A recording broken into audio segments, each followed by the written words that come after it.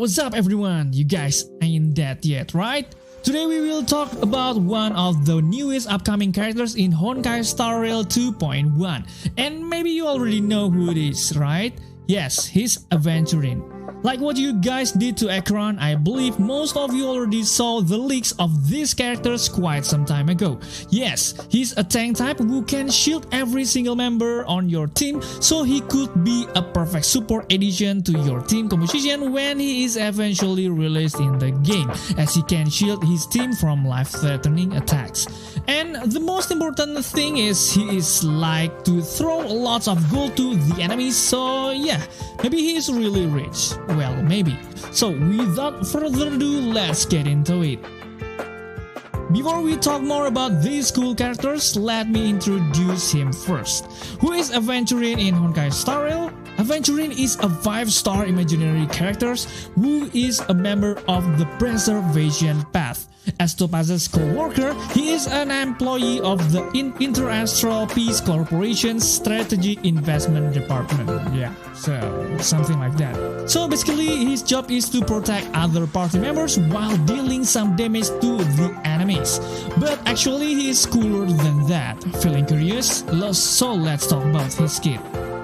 Okay, first let's talk about his basic attack. Like usual, his basic attack is just dealing imaginary damage equal to 50% of Aventurine's defense to a single enemy. And for his skill, he can provide a fortified wager shield that can block damage from the enemy equal to 16% of his defense plus 80 points to all allies. The interesting part is, if he uses this skill again, he will increase the shield effect by the same amount. And it can stack up to 32% of Aventurine's current defense plus 160 points. Cool, right? And now let's move on to his ultimate. After he uses his ultimate, he will gain a special buff called Blind Bet. Then he will increase his critical damage taken by a single target enemy by 9% for 3 turns and deals imaginary damage equal to 162% of Aventurine's defense. I will explain about Blind Bet later. For his talent, he will increase the effect resistance of all allies who possess fortified wager by 25%. And when your allies attacked by enemies, Aventurine will gain 1 blind bet. And when the number of blind bet reaches 7 points, Aventurine consumes 7 energy to do follow-up attack equal to 12.5% of Aventurine's defense to random enemy. Now we will talk about his technique. Actually, his technique is quite simple. After using the technique, one of the 3 effects will be granted. There's a chance for defense to increase by 24% or 36% or 60% before you go into the battle. And now let's talk about the interesting part. For the first traces, leverage. If Aventurine's defense is higher than 1600, he can increase his own critical rate by 2% for every 100 defense exceeding that value, up to an increase of 40%. So, if your defense reach 3.6k, then you can get all of 40% critical rate for your Aventurine. For the second traces, Hot Hand. At the start of the battle, he can provide a fortified wager shield to the entire team, but the shield effect equals to 80% of the original skill effect. The third traces is called Bingo. After an ally possessing fortified wager launched a follow-up attack, Aventurine will gain 1 blind bet. And if Aventurine launched a follow-up attack from their talent, then he will provide an additional fortified wager shield to an ally with the lowest shield value. So it's pretty clear that he will be better if you paired him with another characters that can use follow-up attacks. Now we will talk about his Eidolons. For his Eidolons, obviously the first one is the best from the rest. Why? Because it will increase the critical damage of all allies by 20% when they possessing fortified wager. And there is no limit to the number of triggers of the blind bet you can get from your traces. So if you have some resource to spend, I suggest you to take 1 copy of him.